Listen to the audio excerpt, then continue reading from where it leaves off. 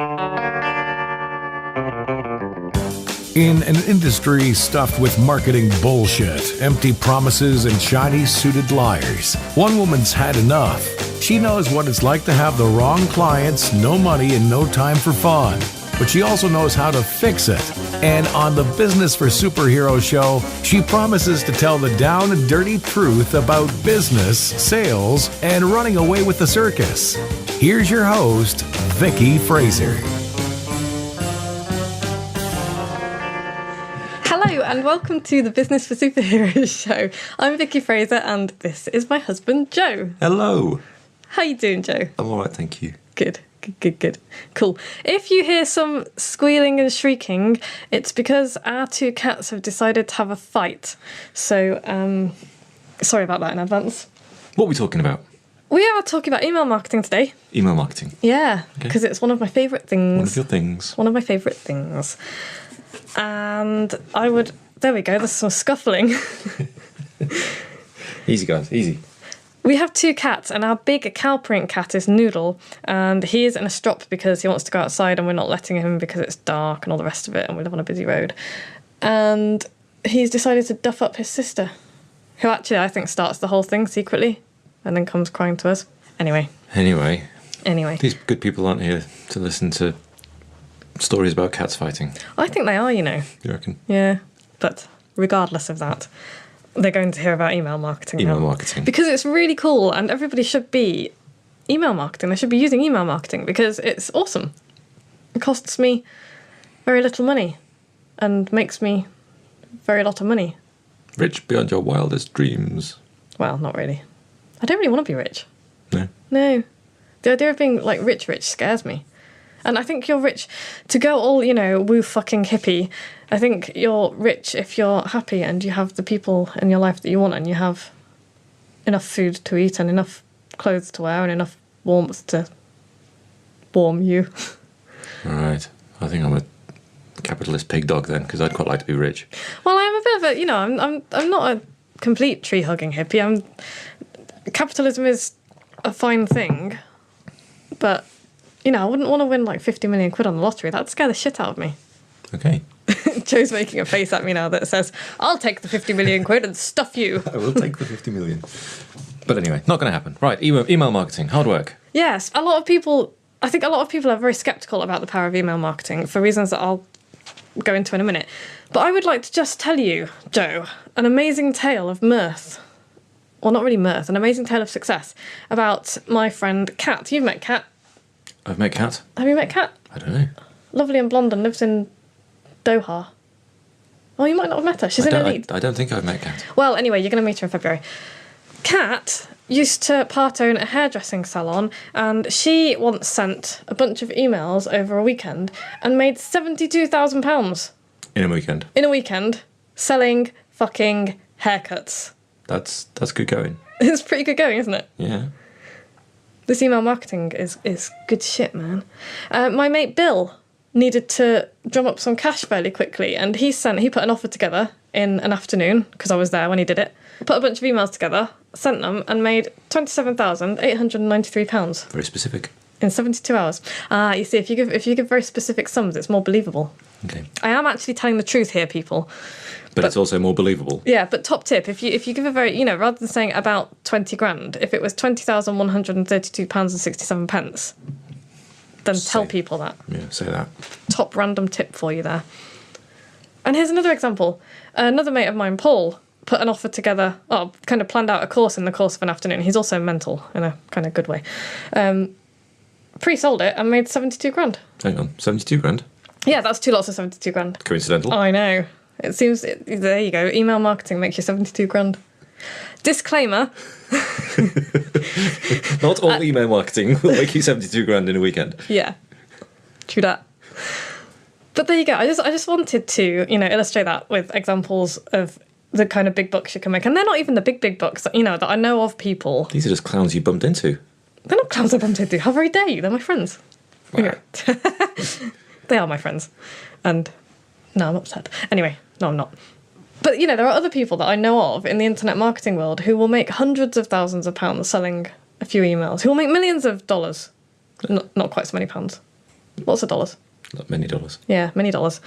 And, you know, that's all examples from people who aren't me. So you might be thinking, well, what about you, Vicky? What kind of success do you have with your emails? And my answer to that would be, well, I sent a bunch of emails over the course of a couple of days when I was putting together my Write and Publish Your Book in Just 90 Days course, which you should do because it's amazing. And I made about £4,400 in the space of a few hours. I was quite chuffed with that. It's quite handy. It's not bad. And, you know, that's from spending maybe a total of an hour writing a few emails and sending them out and scheduling them. Mm-hmm. That was quite exciting because we were in Austria when the sales started rolling them. Your emails was like, bing, there's another bunch of money. And my mum and dad, we were on holiday with my mum and dad, by the way, and my mum and dad are kind of in awe about what I do for a business because they don't really get it. They're really interested in it, but they do not know what goes on. They don't know what goes on. And when they were saying, because I was like, I'm really sorry. I'm really sorry I'm being rude. I'm just keeping an eye on my emails because I've just launched this course. And they're like, oh, what course is that? And when I told them what I was doing and what I'd sold, they were like, oh my God. So that was quite fun. That was good fun. Yeah. So that was cool, but I'm loving doing the course, and the point is, this isn't just, I'm not telling you to do email marketing because you're making the money.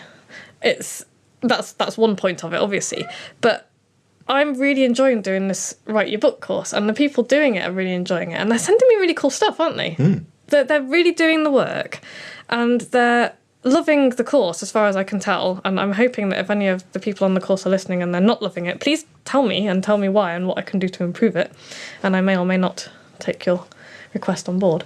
But it's really good fun, and it really is all about helping more people to solve their problems more efficiently and effectively and enjoyably. And why the hell not use email marketing? So yeah, that was one piece of success that I had, and then a couple of weeks later I made another $8,000 or so, selling more of the places on that course, which was nice.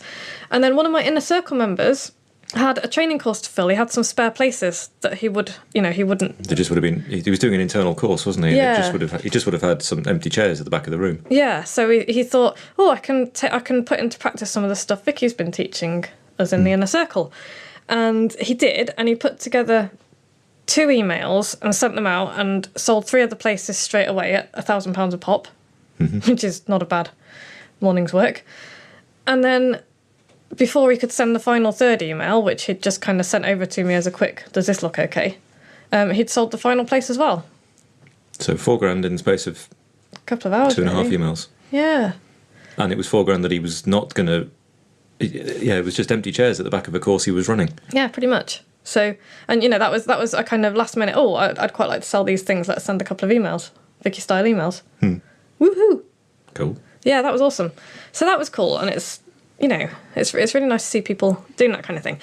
And I'm telling you all of this in a kind of here's a story way because there are really pervasive myths about email marketing, and they make me roll my eyes a little bit. But then I also think, well, they're pervasive myths because people keep sharing them and talking about them, and they don't. They're sticky. Yeah, they kind of are sticky, I guess. So I just wanted to run through them really. Because success stories. Yeah. Well, no, the myths. Oh, okay. I've done the success stories. Okay. The myths. So email marketing myths. Okay, so the first popular myth that always makes me laugh about email marketing is that email marketing doesn't work anymore. Right. I think the stories I've just told have comprehensively proven that actually email marketing does work. Half a dozen people that you actually personally know. Yeah. But do you know what kind of email marketing doesn't work, Joe? Scattergun thrown at everybody on the internet email marketing. Yes, that is one thing that doesn't work. Another thing that doesn't work is the boring corporate style filled with images newsletters. Yes, those ones that never load properly. Yeah, and all you get is like this big. I got one from Las Iguanas the other day. It cracked me up. It's I mentioned it in something and put it somewhere on the internet. That's not very helpful. But basically what landed in my inbox was from Las Iguanas, so not from anybody specific, but from Las Iguanas, which, if you don't know, is a Mexican restaurant. It's just very good food. It's all right. It's good. Good cocktails. Good cocktails. Yeah, and in this email was a big blank empty space with a little red cross in the middle of it. Because their entire email had been designed by a clever graphic designer who had sold this email template to unsuspecting Las Iguanas. I can't even remember what autoresponder software they used, But all I got at the end of it was a little red cross. And not even any text at all. Awesome. Yeah, no. It was just ridiculous. And so, yeah, so that kind of email marketing doesn't work, basically, because... I mean, you would be quite easy to persuade to go and eat Mexican food and have a cocktail. Fucking love Mexican food. They should be able to market the shit out of you. They should. So yeah, that kind of email marketing doesn't work. If you send somebody a random image-filled, salesy, boring corporate newsletter every month, then that ain't going to work. And you're just flinging mud at the wall and hoping it sticks to somebody's face. I don't know whether a face is on the wall. That was a strange collection of words. Word salad! So that's myth number 1, and it's clearly bollocks. I've just demonstrated to you that it's nonsense because of the success that I and my inner circle members and my mates have had with email marketing. Myth number 2. We're myth-busting here, Joe. Oh. TM. What? Oh. Other myth-busting programs are available. Does that cover that? Maybe. Okay. So myth number 2 is that people don't read emails anymore. Dear listener, you're probably listening to this podcast as the result of email marketing, either directly or indirectly, either because you're on my email list and I have gently suggested to you that you might want to tune into my podcasts, or because somebody who listens to who is already on my list and listens to my podcasts has suggested that you tune into my podcasts. If you just heard snuffling, folks, that was because Noodle has come up to investigate what's going on here. Noodle's joining the podcast. Hello, Noodle. Say hello. He's not going to. He's going to he's turned his back on you guys. So, yeah, people do read emails. People, and, you know, I can prove, actually, that people read my emails because I get quite a lot of responses from people, don't I, for my daily emails? Yes, random saying, oh, here's the answer to the question you asked and all sorts of stuff. Yeah. So, yeah, sometimes I'll ask people for information. Like I sent out a survey when I was putting together my Write and Publish Your Book in 90 Days course, available now. And I got, like, more than 100 responses from people. In fact, no, I got way more than that even. My mate got 100 responses when he put it out for me, and I got several hundred responses. It was really cool. Which really helps putting the course together. It does, yeah, because it means that people got what they wanted out of the course. So that was cool. That's a reason to ask people questions in your email marketing. But I also get people sending me really random nice messages. So we're looking for a house at the moment. Well, we're looking for a house to buy, our first house to buy, in fact, because we've only ever rented since we've met, haven't we? Yeah. And we're renting at the moment. It's a lovely house, but we're looking for our own house. And we found the perfect house a couple of weeks ago, didn't we? And it was very nice. It was 16th century, grade 2 listed wreck with half an acre of garden down a private lane with its own cattle grid. Was pretty cool. And then some bastard bought it from under our noses. Yes. Selfish. It's not a done deal yet, so I'm still hoping somewhat bitterly that, you know, it all falls through. Well, I hope it's for like one of my inner circle members, Catherine, said. She's lovely. She's much nicer than I am. She said, you know, maybe it'll be for a really good reason, like she gets pregnant or something. The person buying the house, that is, not when it all falls through. Yeah. No, so that they can't, so they can't buy the house anymore. So she finds out that she's pregnant and they can't take on this project. Oh, I see. Yeah, so for a good reason. That was clearly explained there. Well done. Thanks. It was like a stream of consciousness that turned several corners there. Yeah, I can't remember what my point was. I don't know either. No, jeez. Anyway, buying a house, random person connected. That's it. Yes. So we're buying a house, and I told back my in the room. Yeah, back in the room. Sorry guys, I told my little tale of woe in my daily email, and I got some really lovely responses from people saying, oh, you know, the perfect house is out there, and just keep looking, and hints and tips, and, you know, people telling me their tales of house buying and letting me know, you know, how they'd found their house, and it was just really lovely, and, you know, that kind of thing tells you that people are reading your emails. And not your bland corporate emails, though. Your actual personal ones about stuff. About me and my life, and and asking people about them and their business, and also giving away helpful information. So, yes, people do read emails. Myth number 3, moving swiftly We on. are not cracking through these myths, We're not, are we? No. Myth number 3, though, is that people say that, you know, people hate spam and they'll think that I'm a spammer. Well, yeah, people do hate spam because it's shit, but they won't think you're a spammer, and you won't be a spammer. Because you're not a spammer. No. Don't spam. Yeah, I don't think people know what spam means. Would you like to explain what spam is, Joe? Well, it was a phrase coined after the Monty Python sketch where everything was spam. Yeah. Fact checkers, please prove me wrong. And spam is what, unsolicited email. It is, yeah, that's exactly what it is. It's unsolicited email. I've got, I save up a little bucket of spam, as it were, in my email account to show people what spam is. So every time I register a new domain, I'll get bucket loads of spam from web developers and people who don't know what the hell they're doing saying, hello, would you like me to design your website for you? And I'm like, no, fuck off. Because I didn't ask for them to come and approach me about that. That's spam. If you haven't asked for email and it's arrived in your inbox, that's spam. But what I'm telling you to do is get people to opt into your email list, to hear what you have to say, and if to learn the things that you want to teach them, or to to solve their problems, to entertain them, to infotain them. Buzzword. Yeah, Nice. infotainment. It's a good word. I like it. But yeah, if people have asked to hear from you, it's not spam, basically. So you won't be a spammer. You're not a spammer. Do not spam. Do not spam. Only send emails to people who have asked for them. Like the people on my list have said, please send me emails. So I do, because I'm nice like that. Another myth is that people think that their customers are too clever and sophisticated to respond to Vicky Fraser style emails, which is also nonsense, because guess what, people? People are people. People are people are people. Many peoples. Many peoples. But people are all the same. You don't turn into a different person. Joe, do you turn into a different person when you walk through your office door? Actually, you probably do. What?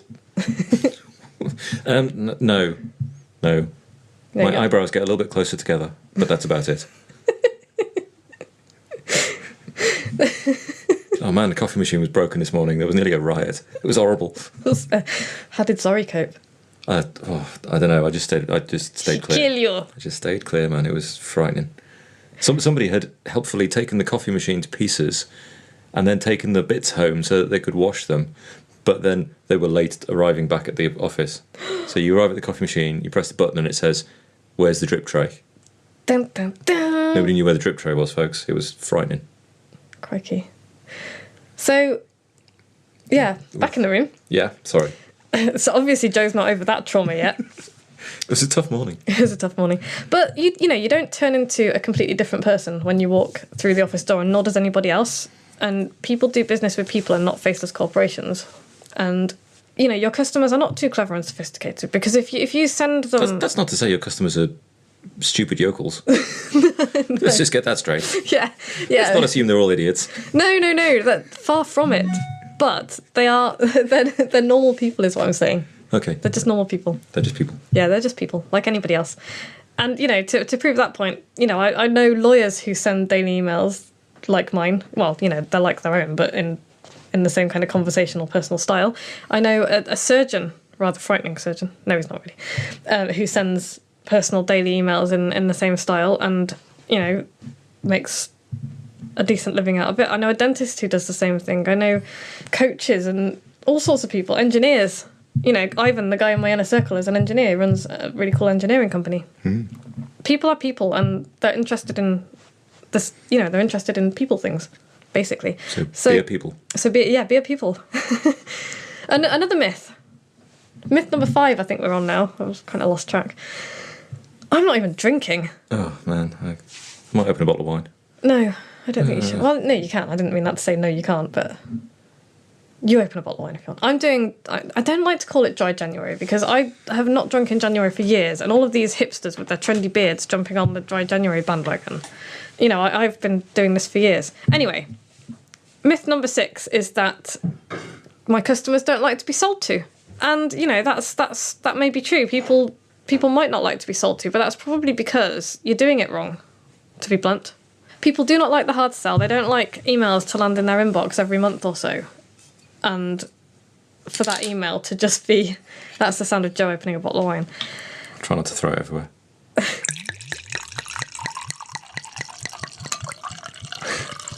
That's the sound of Joe pouring a bottle of wine and flaunting it in front of my face. Sweet, sweet wine. Thanks for that. But if your customers don't like to be sold to, it basically means that you haven't trained them to like it. I don't. I sell in. If you're on my email list, you know that I sell something in every email. But I don't. It's not hard sell, hard sell, hard sell. Buy my stuff. Buy my stuff. Buy my stuff. It's a story or some entertainment or some useful information or some valuable learning, followed by by the way, would you like to buy this? Done hopefully slightly less clumsily than that, but, you get my point. Okay. And the final myth is that if I email my list, they will unsubscribe. That is possibly the most stupid reason I have ever heard for not emailing your list. It's kind of like not breathing to conserve oxygen. What's your list for, if it's not to send emails to? Yeah. Your list is there to be profitable, to help to make you money. If you're not going to email your list, then it's just going to sit there and grow stale. Which, by the way, is a really bad thing. You need to email your list, because if you just let it sit there and grow stale, then when you do finally email them, you're going to be seen as a spammer because they'll have forgotten all about you. So, build a list, email them all the time. Treat it like a conversation with your mates. And that's really why it works, because, people buy when they're ready to buy, not when you want them to buy. If you're emailing them with friendly, conversational, useful, interesting, entertaining information, and you're in their inbox every day, who do you think they're going to think of when they want to buy whatever it is that you sell? Is it going to be the person who spams them once a month with boring stuff, or is it going to be you who entertains them every day? Who would you rather buy from, Joe? I'd rather buy from you, Vic. Thanks. No, but seriously, you must get sales emails that randomly land in your inbox every now and then that are just trying to sell you stuff. Yeah. Or those ones where they kind of go, hey, we've had a great month here at, Wonky's Widgets, and we'd like to, offer you this opportunity for today and tomorrow only to buy an entire skip full of widgets. It just makes you kind of go, well, I don't really need the widgets. Don't need the widgets right now, and you've clearly just overproduced a bunch of widgets. Don't want them. Yeah.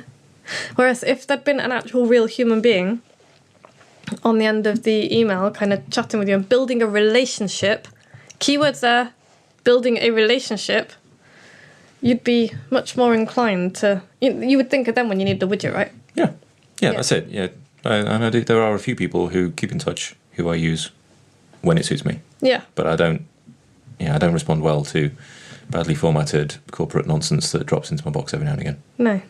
Because this whole thing is all about relationship building, really. It's, you do business with people that you like and trust and that you have a relationship with. Mm. You don't do business with people who randomly send you crappy emails and tell you that they've got an overproduction of widgets. It's a bit pants, really. So, yeah. My advice to you this week, dear listener, is to build yourself an email list and then email them. How often, Joe? Every day. Every day. And I bet there's people going... Every day. I haven't got time for that. I haven't got... Joe, you've just beautifully led us in. And I don't think you even know what next week's topic is, do you? Oh, really? Was it? Yeah. Next week's topic is why I haven't got time is a crock of shit. Excellent. I know. That was lucky, wasn't it? That was amazing. Five. High five. That was way cool. Okay, so, yeah. I'm going to leave you with, the injunction, the exhortation, the plea to build yourself an email list of, people who are interested. How do I build an email list? Tell me how I get an email list. Where does it come from? Man. Who are these people? That's too big a topic for this. But funnily enough, February's Inner Circle newsletter is all about email marketing. Really? Yeah. It's all about email marketing. It's all about how to build an email list. Actually, last month's was all about landing pages, squeeze pages, which is what you need to start. Well, it's one of the things you need to build an email list. It's not the only way to do it. It's not the only thing you should rely on. But if you join the Inner Circle before the end of January, then you will get the February issue, which is all about email marketing, how to do it in detail, step-by-step Cool. guide. And if you join before the end of January, I will also throw in a copy of last month's newsletter, which goes very nicely with this month's newsletter. Worth £97. You'll get it for free. Amazing. So that's the end of my little sales pitch. Yeah. Not much of a sales pitch. I don't think you'll begrudge me for it, because I do, we do entertain you. Well, we try to entertain you by throwing gin everywhere and, forgetting what we're talking about. Mm. If and if you do object, then, you don't have to tune in again. Yeah, absolutely. I hope you do, though, because I really enjoy these. It's good, isn't it? It's good. So, yeah, next week is all about... Oh, I should tell you where you can join the Inner Circle, shouldn't I? There's a link or something. Yeah. www.untitled businessforsuperheroes.com/inner-circle. Simples. Simples. Mosey on over, have a look, see if you'd like to join. We'd love to have you. It's a lovely little group. And next week we'll be back with Why I Don't Have Time is a Big Crock of Poo. We'll see you there. Thanks very much, Joe. No worries. See you next time. Bye. Bye. Like what you've just heard? Tell your colleagues, tell your friends, send them to www.businessforsuperheroes.com/podcast.